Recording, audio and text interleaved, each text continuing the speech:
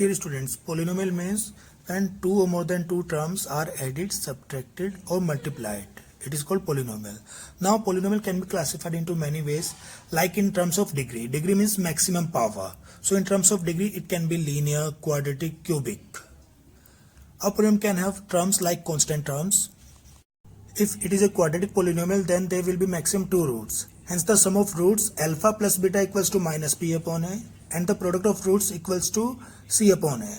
Similarly, if it is cubic, then there will be three roots alpha, beta and gamma. So here alpha plus beta plus gamma equals to minus b upon a. Dear students, here you can see it is a polynomial of it is a quadratic polynomial. Fx equals to 4 root 3x square plus 5x minus 2 root 3. Here we have to find the roots of this polynomial.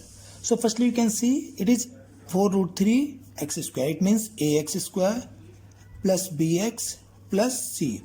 So here you can see firstly we have to multiply this a with c. It means 4 root 3 multiplied by 2 root 3. So that will become 4 2 ja 8, 3 ja 24. Now factors of 24 says that their difference is 5.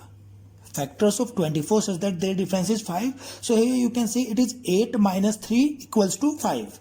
So 8 minus 3 equals to 5. Here we can take the root factors means 8 into 3. So it will be fx equals to 4 root 3 x square plus here I can write 8x minus 3x minus 2 root 3, or it will be 4 root 3 x square plus 8x minus 3x minus 2 root 3 equals to 0.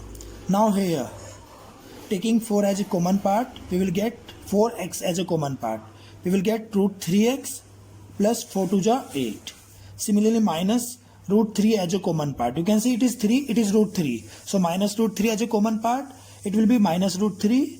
So here it is root 3x minus plus 2 equals to 0. So here it will be root 3x plus 2 into 4x minus root 3 equals to 0. Now when root 3x plus 2 equals to 0, so root 3 x equals to minus 2 and x equals to minus 2 upon root 3. That is the condition for x. Similarly, when 4x minus root 3 equals to 0, so it is 4x equals to root 3 and x equals to root 3 upon 4. That is beta. So here you can see let alpha equals to minus 2 upon root 3 and beta equals to root 3 upon 4.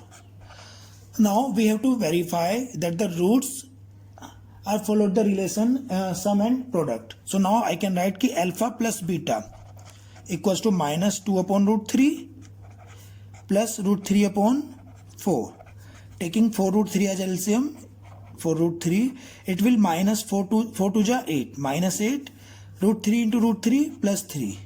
So minus 8 plus 3 minus 5 upon 4 root 3. But from polynomial, if I am finding the same relation from polynomial, here in polynomial you can see alpha plus beta equals to, for alpha plus beta it means sum of roots, it is minus b upon a. So here minus b, it means minus 5. So minus 5 upon a means 4 root 3. So minus 5 upon 4 root 3. So that is verified. Similarly product of roots, it is alpha beta. So alpha beta it is minus 2 upon root 3 multiplied by root 3 upon 4. You can see root 3 cancel by root 3, minus 2 cancel by 4 equals to minus 1 upon 2. Now from polynomial this relation alpha beta equals to, it is c upon a. Here you can see c means minus 2 root 3. So minus 2 root 3 upon a means 4 root 3. 4 root 3. Now root 3 cancel by root 3, it is minus 2 upon 4, and minus 2 upon 4 means minus 1 by minus 2 upon 4 means minus 1 by 2. So here you can see hence relation verified. So by this way you can find the roots and after that you can prove the relationship. Please see this entire solution. One more example. Find the zeros of fx equals to x cube minus 5x square minus 16x plus 80. If two zeros are equal in magnitude but opposite in sign. So dear students, here you can see it is a cubic equation, cubic polynomial. So let the roots are alpha, beta and gamma. Now according to condition, it is given two roots are equal. It means alpha equals to minus beta, or here I can write alpha plus beta equals to 0. Here you can see alpha equals to minus beta, it means alpha plus beta equals to 0. Now according to condition, we can say sum of roots alpha plus beta plus gamma always equals to minus b upon a. It means alpha, you can see alpha plus beta, it is 0. So 0 plus gamma equals to minus b. Minus b means minus 5 upon 1. It means gamma equals to 5. So first root gamma equals to 5. Now second condition, product of roots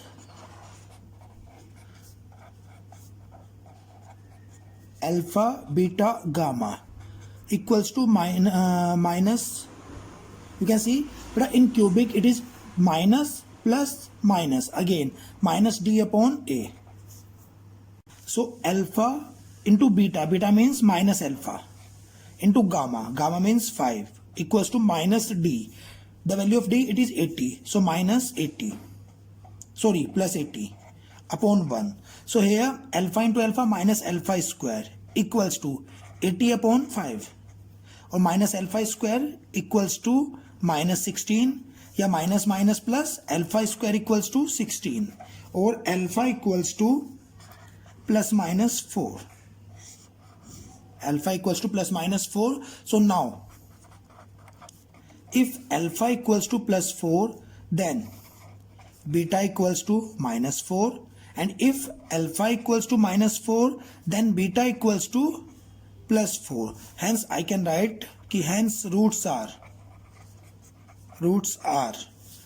4 comma minus 4 and 1, that is 5. So roots are 4 minus 4 and 5. That is the answer. Dear students, here it is proper solution. So please note down this. Linear equations means any term if it is in the form of ax plus by plus c equals to 0, then it is a linear equation in two variable. Now for pair of linear equations, it means two equations in terms of same variable. Now for solving any linear equations, we have different methods. First method, it is graphically method, whenever we have to draw the graph and find the solution. And second, it is algebraic method. In graphical method or algebraic method, the coordinate which satisfy the equation are called the zeros or roots of the equation. After graphical method, we have algebraic method. In this, we have three methods. Firstly, substitution method, secondly, elimination method, and third, cross multiplication method. You can solve any equation by any method and the answer will remain same. Now after solving these equations, we have another term that is called consistent and inconsistent. Consistent means if any equation has at least one solution, then it is called consistent. It means if it is collinear or intersecting, and inconsistent means no solution if it is parallel. So dear students, here you can see, let the two equations a1x plus b1y plus c1 equals to 0. Another is a2x plus b2y plus c2 equals to 0. Now on comparing the coefficients, it means a1 upon a2, b1 upon b2 and c1 upon c2. If a1 upon a2 not equals to b1 upon b2, it means intersecting lines, hence unique solution or consistent. Secondly, if a1 upon a2 equals to b1 upon b2 but not equals to c1 upon c2, so parallel lines and no solution or inconsistent. Dear students, it is given it can take 12 hours to fill a swimming pool using two pipes. It means we are using two pipes and both pipes can fill the swimming pool in 12 hours. If the pipe of larger diameter is used for 4 hours. If the pipe of larger diameter, it means there are two pipes, one is of larger diameter and second is smaller diameter. And the larger diameter pipe is used for 4 hours and the pipe of smaller diameter for 9 hours. Then only half of the pool can be filled. then only half of the pool can be filled. Now, how would it take for each pipe to fill the pool separately? We have to find how much time they are taking to fill the swimming pool separately. So here for solution you can see let time taken by larger diameter, by a pipe of larger diameter equals to x hours, and the smaller diameter equals to y hours. And let for completely filled, let the volume of pool equals to v. It is given only v cubic, we can write only v cubic unit. Now, accordingly, it can take 12 hours to fill a swimming pool using 2 pipes. If we are using 2 pipes, so the complete pool will fill in 12 hours. Now, in 1 hour, for larger pipe, it will be V upon X, and for smaller pipe, it will be V upon Y. So here you can see in 12 hours, it will be 12 V upon X plus 12 V upon Y. And it is going to fill the complete pool. It means complete pool means V. So 12 upon Y, equals to V. Now taking V as a common part, V cancel by V. So it will be only 1 upon 12 into 1 upon X plus 12 into 1 upon Y equals to 1. Equation 1. Now again, it is given if pipe of larger diameter is used for 4 hours, it means 4 V upon X plus 9 V upon Y equals to only half of the pool. It means V by 2. So here it will be 4V upon X plus 4 upon X plus 9 upon Y equals to 1 by 2. Equation 2. Now let 1 upon X equals to U and 1 upon Y equals to V. Then the equation will become 12X plus 12U plus 12V equals to 1. Similarly, 4U plus 9V equals to 1 by 2. Equation 3, equation 4. Now, equation 4. There are 2 equations. You can solve these 2 equations by using any method. You can see it is equation 4 and it is 12. So, equation 4 multiply by 3. 4 is 12 minus equation 3. So, it will become 4 is 12U plus 9 is 27V equals to multiply by 3, it means 3 by 2. Similarly here it will be 12U minus 12V equals to 1.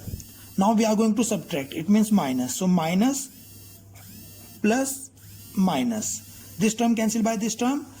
It is 27V. 27 minus 12, 15V equals to 1 by 2 and V equals to 1 by 30. So here we got V equals to 1 by 30. Now from equation 3.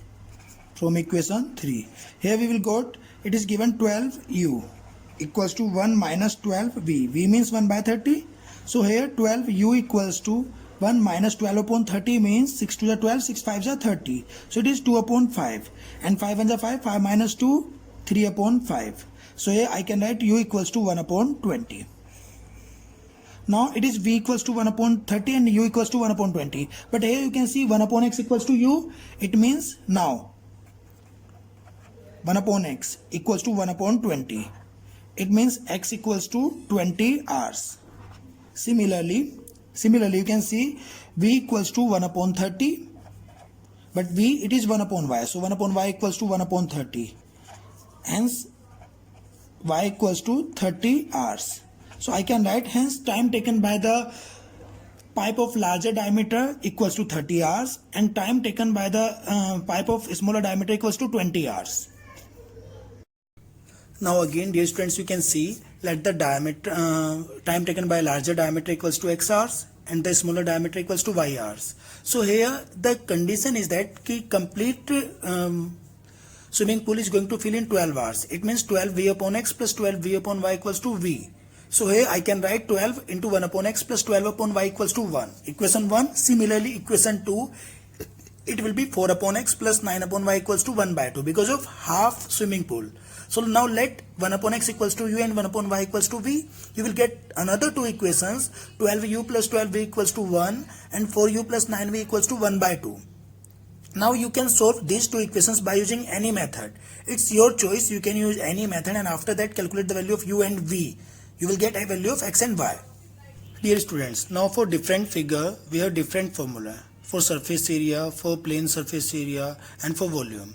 Like for cuboid, if the length L, breadth B and height H, then the CSA or curved surface area, it will be 2 into LB plus BH. 2 into L plus B into H. Total surface area, it will be 2 into LB plus BH plus HL. And the volume equals to LBH. Now for cube, curved surface area, it will be 4 into side square. Total surface area, it will be 6 into side square.